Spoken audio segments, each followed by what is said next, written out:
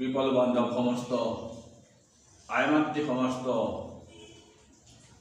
আমি পৰ্যায়ক্ৰমে আগবঢ়াই অহা আমাৰ পৰ্যালোচনা আমি আজি আপোনালোকৰ উদ্দেশ্যে আগবঢ়াব খুজিছোঁ। পাণ্ডৱ সমস্তই যেতিয়া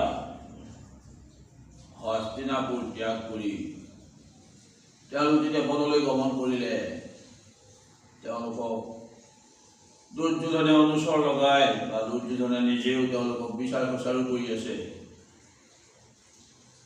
সেই সময়ত যিহেতু প্ৰথমকৈ তেওঁলোক নৈমিষাৰণ্যত প্ৰৱেশ কৰিছিল, নৈমিষাৰণ্যৰ পৰা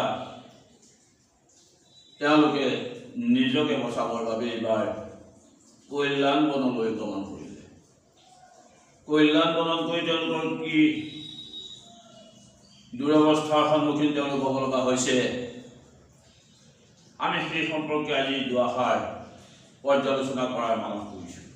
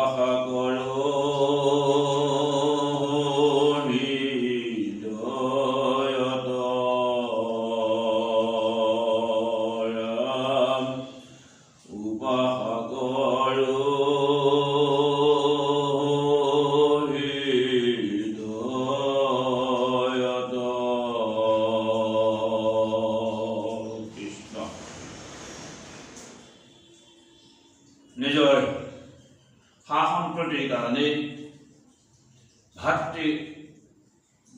ভাতৃৰ মাজত যি যুদ্ধৰ অৱতাৰণা হ'ব লগা হ'ল, যি কাৰণত অহংকাৰ ৰূপী দুৰ্যোধনে কোট নাট কৰি পাণ্ডৱ সমস্তক বনলৈ খেলিলে। নৈমিষাৰণ্য পাইছে, তাতো গৈ তেওঁলোকে অনুচৰ লগাই তাতো তেওঁলোক থকাৰ সম্ভেদ উলিয়াব বিচাৰিছে। এইবাৰ পঞ্চভাই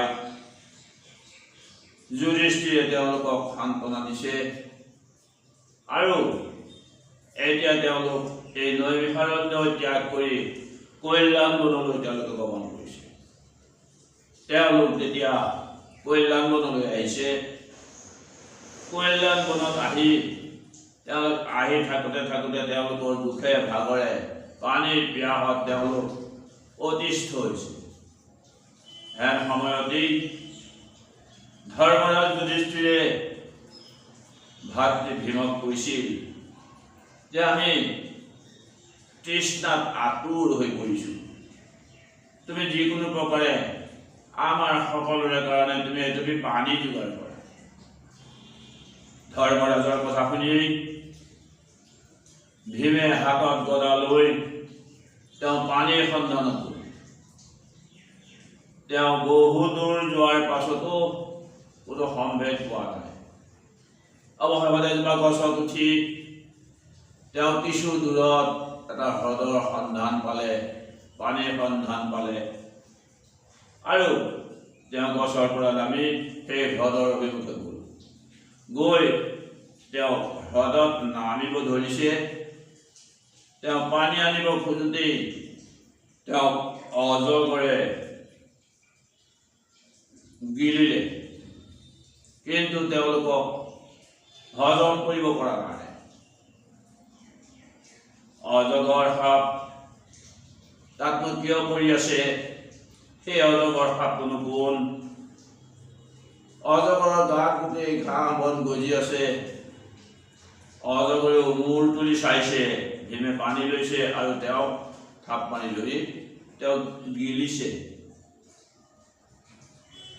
যেতিয়া পানী লৈ ভাতৃ ভীম যেতিয়া উভতি অহা নাই, মনৰ সন্দেহত এইবাৰ মধ্যম পাণ্ডৱ অৰ্জুনক ধৰ্মৰাজে প্ৰেৰণ কৰিলে যে তুমি যোৱাচোন, ইমান কৰে ভাতৃ ভীম কিয় উভতি অহা নাই। আৰু সেই ভীমৰ খোজ অনুসৰণ কৰি অৰ্জুন গৈ পানী আনিবৰ বাবে গৈ সেই হ্ৰদ পালে, আৰু হ্ৰদৰ পৰা পানী আনিবৰ ধৰোঁতেই সেই অজগৰে তেওঁকো ধৰি লৈ গ'ল। অৰ্জুনে কোনো কাৰণতে অজগৰৰ হাতৰ পৰা এৰাব নোৱাৰিলে, তেওঁকো গিলি থলে। তাৰপিছত যেতিয়া ভীম আৰু অৰ্জুন যেতিয়া উভতি অহা নাই, তাৰপিছত নকুল আৰু সহদেৱ ভীম আৰু অৰ্জুনক বিচাৰি তেওঁলোককো পঠাই যে তোমালোক যোৱাচোন, এতিয়ালৈকে আমাৰ ভীম আৰু অৰ্জুন পানী লৈ উভতি অহা নাই, তোমালোক যোৱাচোন। ধৰ্মৰাজৰ বাণী শুনি নকুল আৰু সহদেৱ দুয়ো গমন কৰিলে, আৰু সেই অৰ্জুনৰ খোজ অনুসৰণ কৰি গৈ সেই হ্ৰদৰ পাৰ পালে, আৰু হ্ৰদৰ পৰা পানী আনিব খোজোতেই অজগৰে দুয়োকো তেওঁলোকক ধৰি গিলিলে। কিন্তু অৱশেষত যেতিয়া এই চাৰি ভাতৃক উভতি অহা নাই, ধৰ্মৰাজৰ মনত সন্দেহ আহিল, কিয়নো এই পৰ্যন্ত পানী লৈ মোৰ চাৰি ভাই উভতি অহা নাই। সেয়েহে পাঞ্চালিক ঋষিৰ ওচৰতে থৈ তেওঁ ভাতৃ সমস্তক বিচাৰি আগবাঢ়ি গ'ল। আগবাঢ়ি গৈ দেখে সেই হ্ৰদৰ ওচৰৰ পৰাই দেখিছে যে অজগৰৰ গাত গোটেই ঘাঁহ বন গজি সেই হ্ৰদত অজগৰ পৰি আছে, কিন্তু তেওঁৰ ভাতৃসকল হ্ৰদত নমাৰ চিন পাইছে, কিন্তু উঠাৰ চিন তেওঁ পোৱা নাই। তেতিয়া ধৰ্মৰাজে সেই অজগৰ শুনিছে যে তুমি যে ইয়াত পৰি আছা, তোমাৰ এই বৃহৎ কাই লৈ যে তুমি ইয়াত পৰি আছা, তুমি কোন? তুমি কিয় ইয়াত পৰি আছা? কিন্তু তুমি দেৱতা নে অন্য কোনোবা? তুমি মোক তোমাৰ পৰিচয় দিয়া। কিবা দেৱতাৰ মায়া ৰাতি ভয়ংকৰ,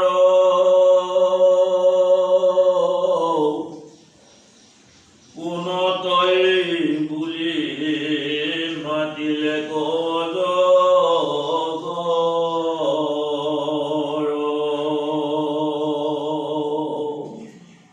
ধৰ্মৰাজে যেতিয়া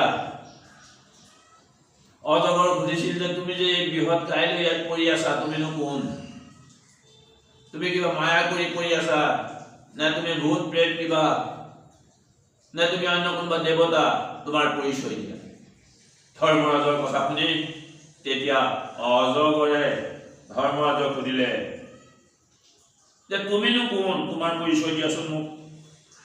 অজগৰে তেতিয়া ধৰ্মৰাজক কৈছে যে তোমাৰ পৰিচয় দিয়া, তুমি কোন? তেতিয়া ধৰ্মৰাজে তেওঁৰ পৰিচয় দিছিল। অনিপতি বুলয় ধৰ্ম ৰতনয়,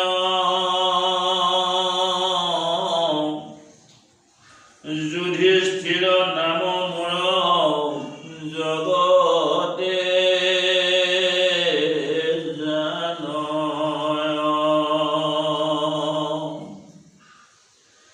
কৌৰৱে পাশাত যিনি পঠাইলা বনক,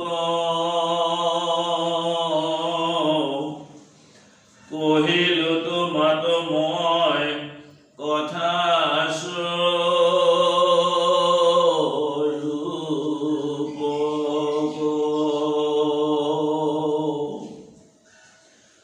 অজগৰে যেতিয়া ধৰ্মৰাজ যুধিষ্ঠিৰক সুধিছিল যে তুমিনো কোন, তেতিয়া ধৰ্মৰাজ যুধিষ্ঠিৰে তেওঁৰ পৰিচয় দিছিল যে মোৰ নাম যুধিষ্ঠিৰ, মই ধৰ্মৰ তনয়, ধৰ্মৰ পুত্ৰ মই যুধিষ্ঠিৰ।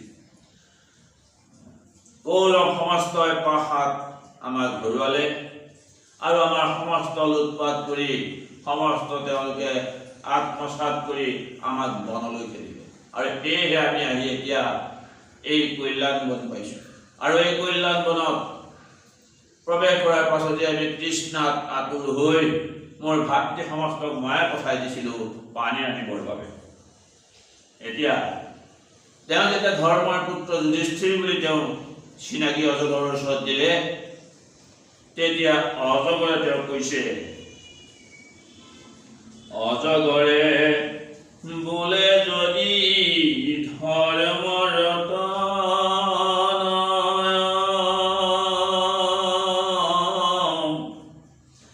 চাৰি গোট শ্লোক কথা পুচিব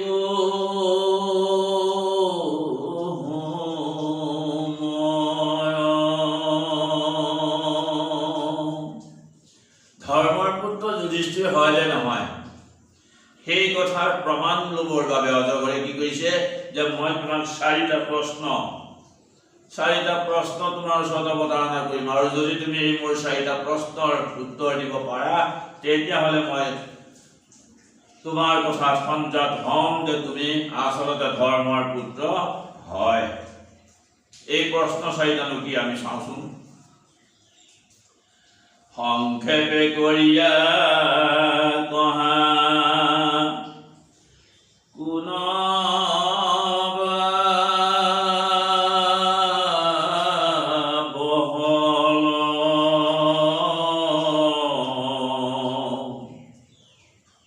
কোনবা উচ্চতা আছে কহিও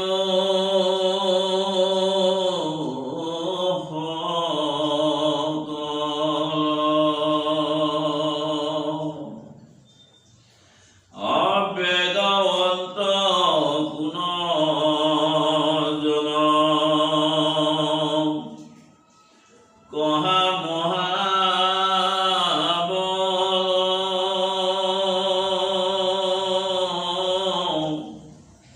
সবাত কৰিয়া বৰ কোনবা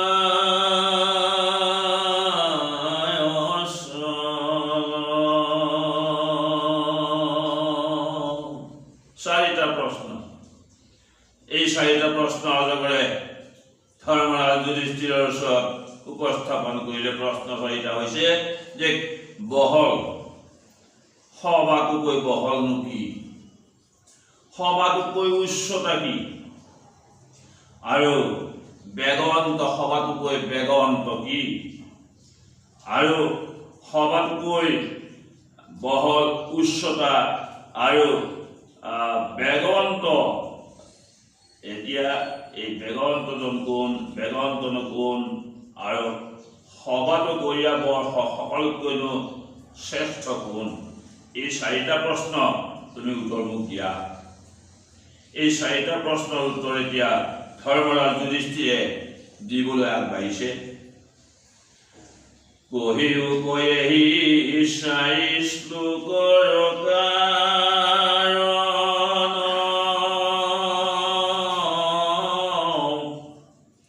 কহিলে প্ৰত্যয় হয় তোমাৰ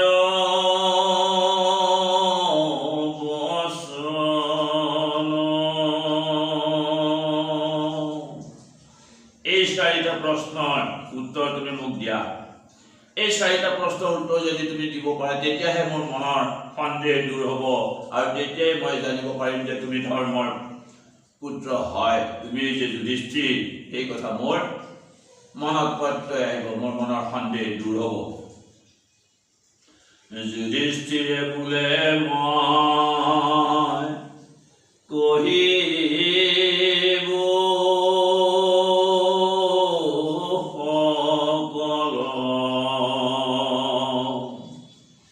সবাত কৰিয়া জানা পৃথিৱী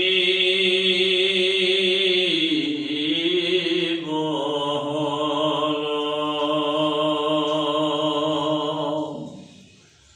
প্ৰথম প্ৰশ্নৰ উত্তৰ দিছে যুধিষ্ঠিৰে, কৈছে যে মই তোমাৰ এই চাৰিটা প্ৰশ্নৰ উত্তৰ মই দিম, তুমি সোধা প্ৰশ্নসমূহৰ উত্তৰ মই দিম, আৰু এতিয়া প্ৰথম প্ৰশ্নৰ কথা কৈছে যে বহল, তেওঁ সুধিছিল যে বহল সভাটোকৈ বহলনো কি।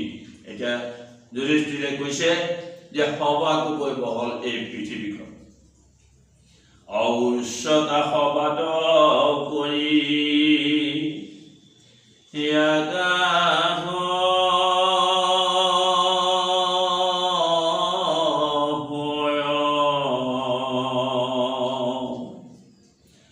তাহাৰ উচ্চতা আৰু ধৰ্ম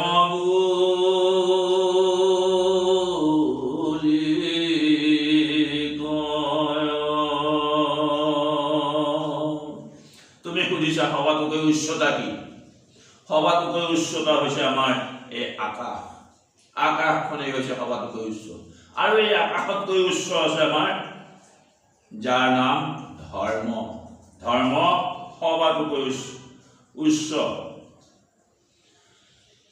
অবেগৱন্ত পৱন সদৃশ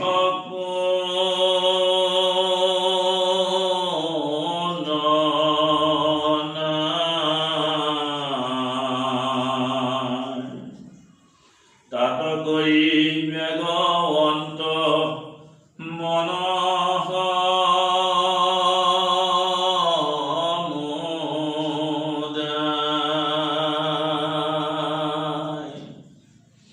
সকলোতকৈ বেগৱন্ত পৱন অৰ্থাৎ বায়ু।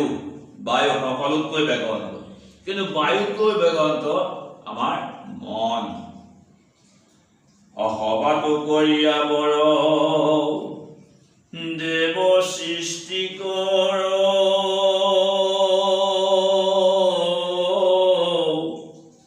কল্পনাৰ অতীত উজিনি প্ৰভু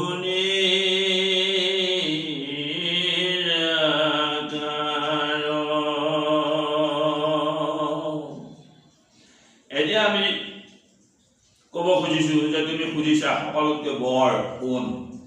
এতিয়া সকলোতকৈ বৰ সৃষ্টিকৰ যিজন, সেই সৃষ্টিকৰে সকলোতকৈ ডাঙৰ, সকলোতকৈ বৰ। কিন্তু তেওঁতকৈ ডাঙৰ কোন? যিজন নিৰাকাৰ প্ৰভু ভগৱন্ত। সেই নিৰাকাৰ ভগৱন্তই হৈছে সকলোৰে শ্ৰেষ্ঠ, সকলোতকৈ শ্ৰেষ্ঠ। অজগৰে বোলে মই কহিলো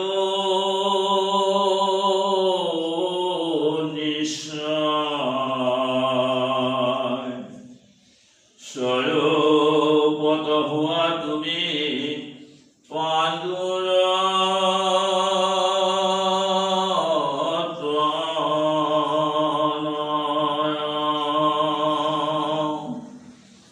অজগৰে যি চাৰিটা প্ৰশ্ন উত্তৰ বিচাৰিছিল, ধৰ্মৰাজ যুধিষ্ঠিৰে সেই প্ৰশ্ন চাৰিটাৰ উত্তৰ যেতিয়া যথাযথভাৱে অজগৰৰ ওচৰত প্ৰদান কৰিলে, অজগৰে তেতিয়া তেওঁ সন্তুষ্ট হ'ল আৰু তেওঁৰ মনৰ সন্দেহ সেয়া দূৰ হ'ল যে, আৰু তেতিয়াই তেওঁ চিনি পালে যে এওঁ ধৰ্মৰাজ যুধিষ্ঠিৰ হয়। আৰু ধৰ্মৰাজ যুধিষ্ঠিৰ বুলি তেওঁ চিনাকি দিয়াৰ পাছতেই, তেওঁৰ মনৰ সন্দেহ দূৰ হোৱাৰ পাছতেই অজগৰ পানীৰ পৰা উঠিল আৰু মুখ মেলি দিয়াৰ পিছত যুধিষ্ঠিৰে তেওঁৰ ভাতৃজনক তেওঁ উলিয়াই আনিলে। আৰু তাৰ পাছত